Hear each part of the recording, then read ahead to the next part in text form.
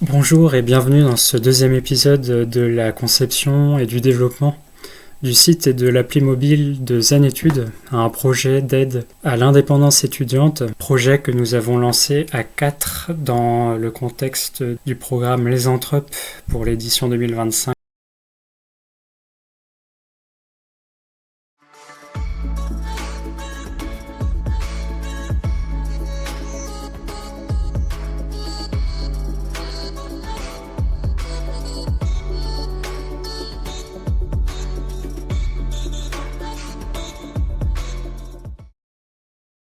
Lors du précédent épisode, nous avons commencé à concevoir les premières maquettes du site. Donc on s'était occupé de la partie logement. Pour rappel, il y avait 3 pages. Il y avait les 2 premières pages qui étaient consacrées à des rubriques plus pour une partie blog, et la 3e page qui était un tableau d'annonces locatives pour trouver des appartements étudiants.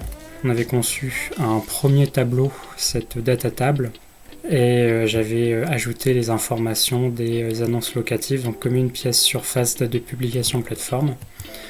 Et pour les 2 autres pages plus reliées au blog, il y avait une première page assez spécifique concernant la recherche d'appartements, donc cette fois-ci plus une rubrique de conseils, et sur la rubrique de la gestion du logement courant, c'était une page de blog un petit peu plus générique que l'on va pouvoir remobiliser aujourd'hui dans la conception des autres onglets. Et donc on est parti pour attaquer la rubrique administratif. Alors en ce qui concerne la partie droite offre d'emploi, là encore comme hier on va se retrouver face à un tableau de petites annonces d'offres d'emploi. Et pour la partie gauche, pour les 3 rubriques, on sera plutôt sur des rubriques de blog. Alors pour les 2 premières, on va plutôt faire des rubriques pas tant personnalisées, donc assez génériques. Et puis pour la 3e, peut-être qu'on passera un petit peu plus de temps à personnaliser la rubrique de blog. Donc une rubrique de blog, en fait, c'est ce qui liste des articles d'un même sujet. Donc on va copier-coller ce qu'on a fait hier pour les offres d'emploi.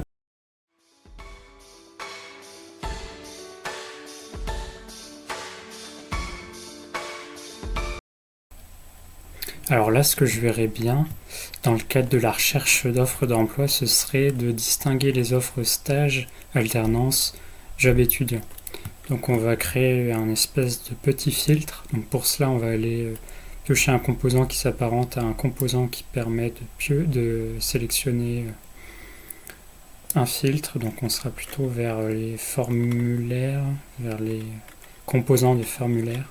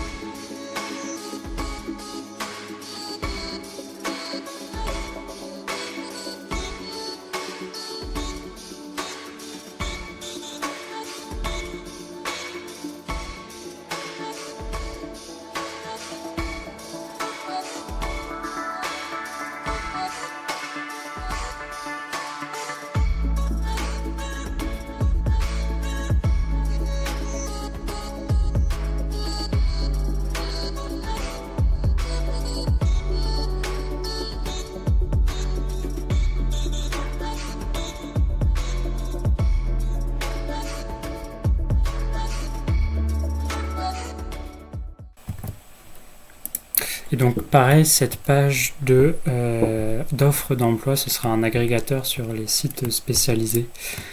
On a déjà un partenariat en discussion avec une autre équipe des Anthropes, le programme auquel on participe sur Le Mans. Donc là, on va changer les titres pour consacrer cette page à la recherche non pas d'appartements mais d'offres d'emploi.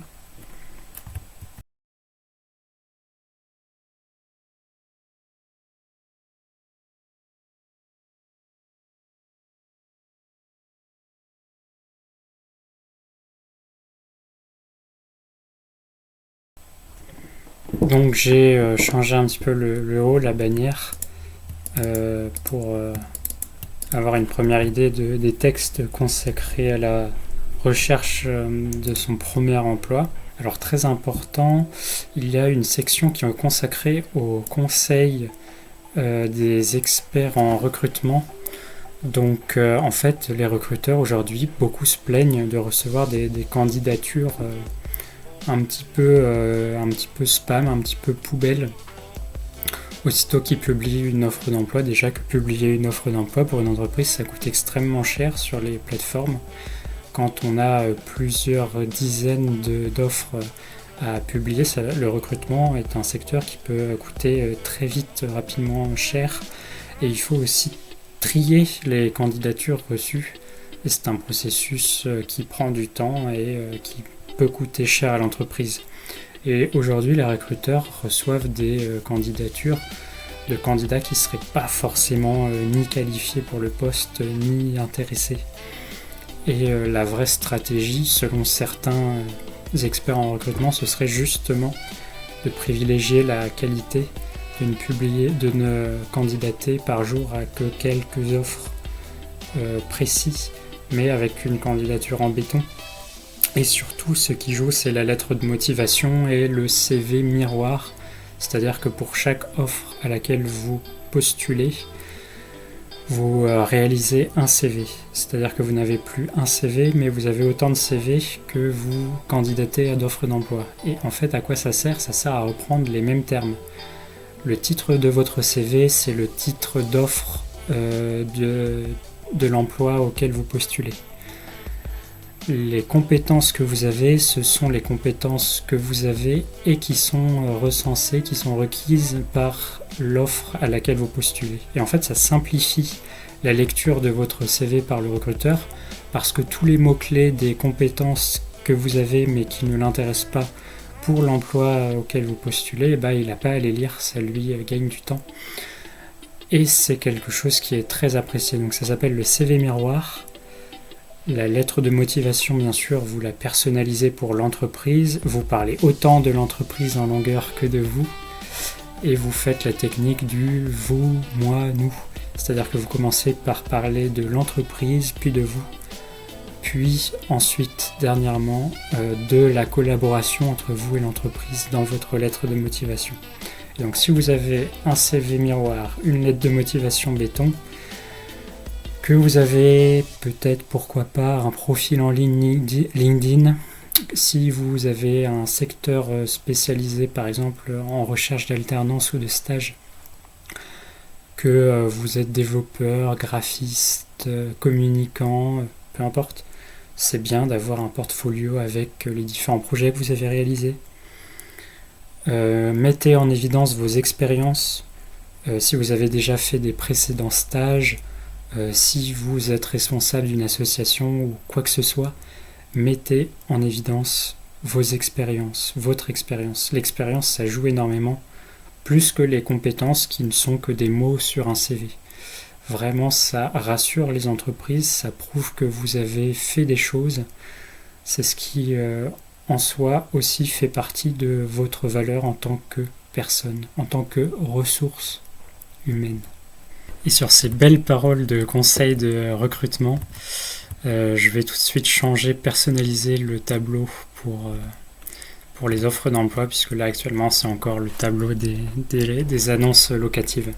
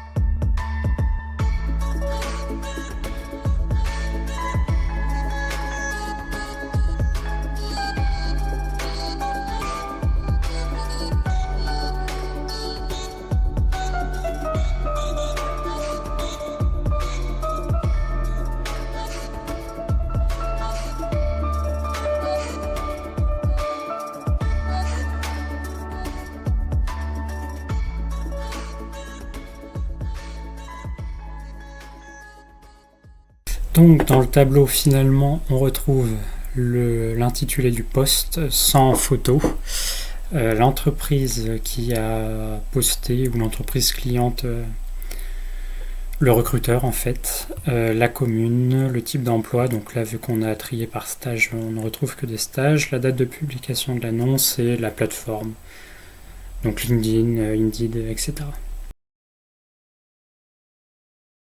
On va passer aux deux autres pages de la rubrique administratif. Les trois autres pages, pardon, donc impôts et déclaration, aide boursière et mon premier emploi.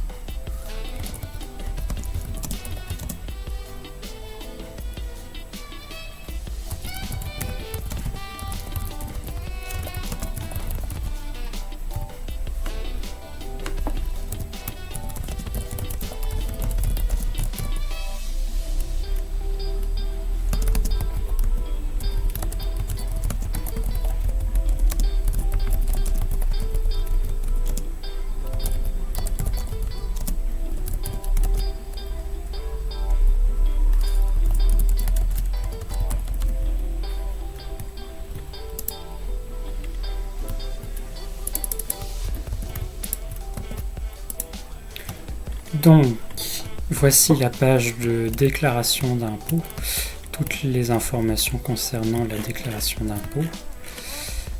Et pour la page aide boursière,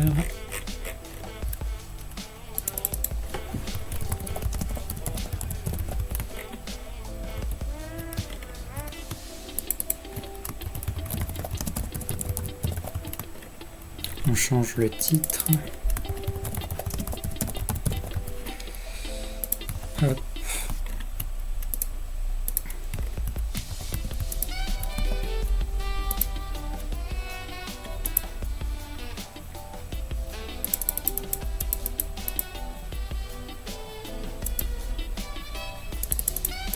Ici, on va retrouver les différentes catégories. Donc bourse, CAF, APL,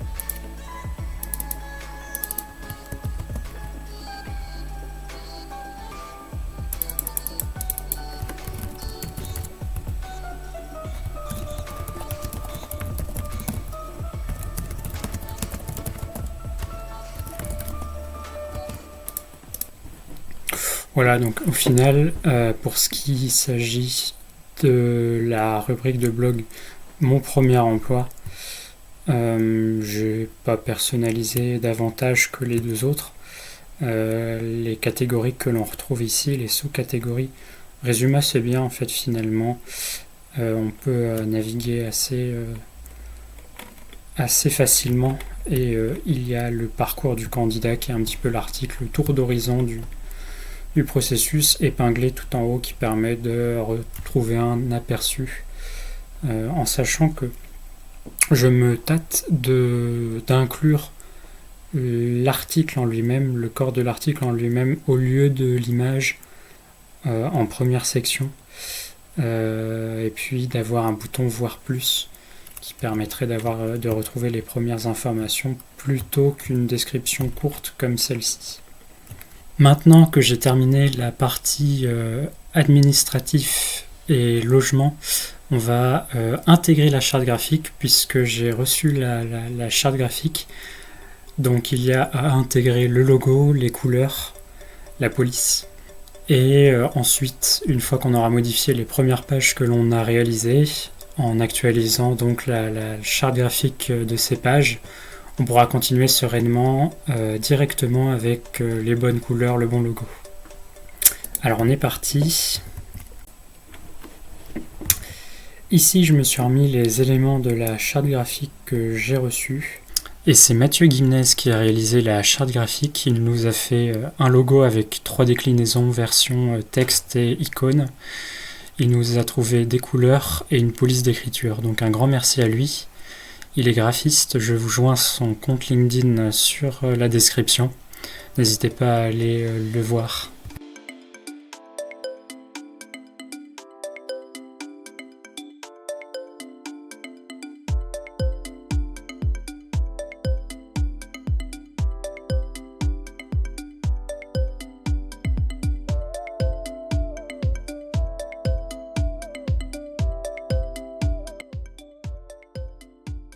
Donc là on a tous les éléments de la charte graphique, donc on va pouvoir intégrer directement au site.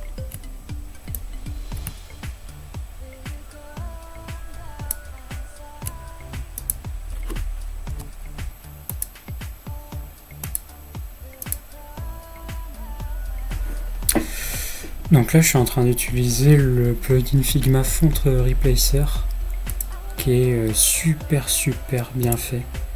Super pratique qui permet de remplacer les familles de polices d'écriture.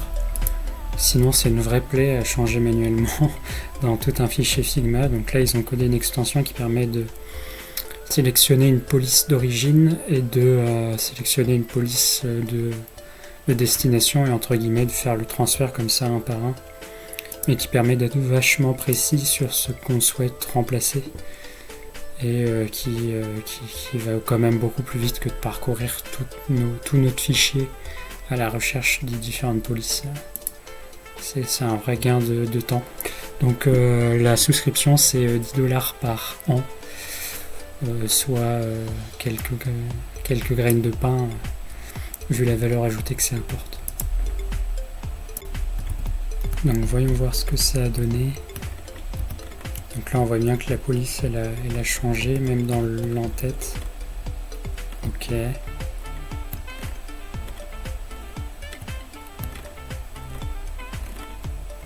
Ça rend pas mal.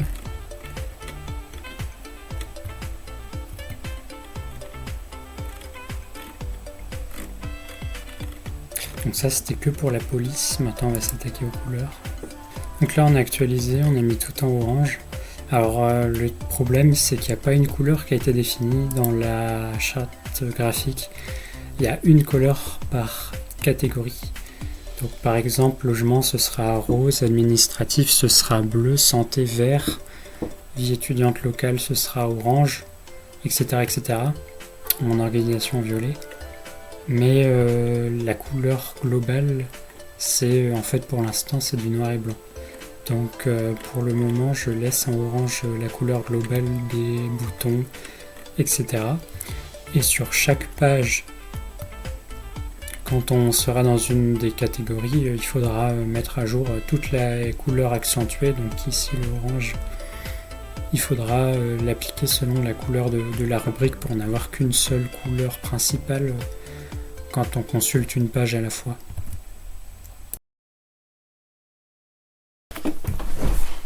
Aujourd'hui, on s'est donc occupé de la partie administrative du site et on a appliqué la charte graphique, donc le logo, les couleurs et la police d'écriture que l'on a appliqué à toutes les pages.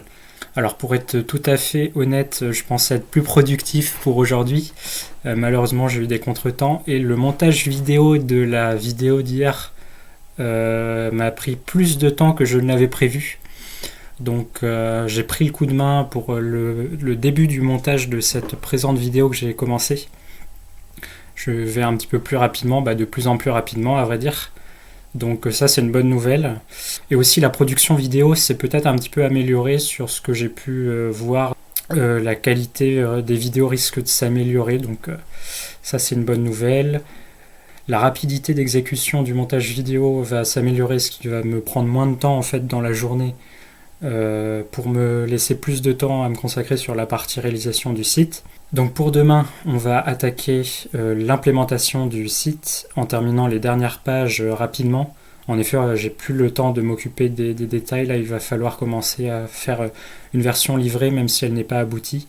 Un site qui est en ligne, donc ça suppose de passer à l'implémentation demain.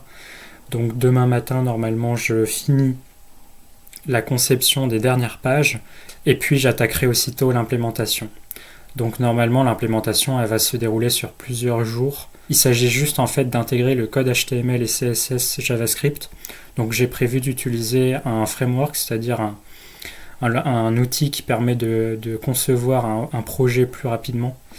Donc j'ai choisi Svelte-Kit qui est une bibliothèque polyvalente qui s'occupe à la fois du front-end et de la logique métier. Alors un petit peu, Svelte c'est plus quelque chose qui a été conçu à la base pour s'occuper de la partie front-end, donc c'est-à-dire tout ce qui est visible sur le site. Donc merci pour votre écoute aujourd'hui. Demain, on se retrouve sur cette même chaîne YouTube. N'hésitez pas à faire vos retours en commentaire sur la qualité vidéo, sur le contenu du projet en lui-même, sur ce qu'on a travaillé aujourd'hui. Et puis aussi mettez un j'aime, ça permet de référencer mieux la vidéo. Donc voilà, n'hésitez pas à laisser vos commentaires et à aimer la vidéo.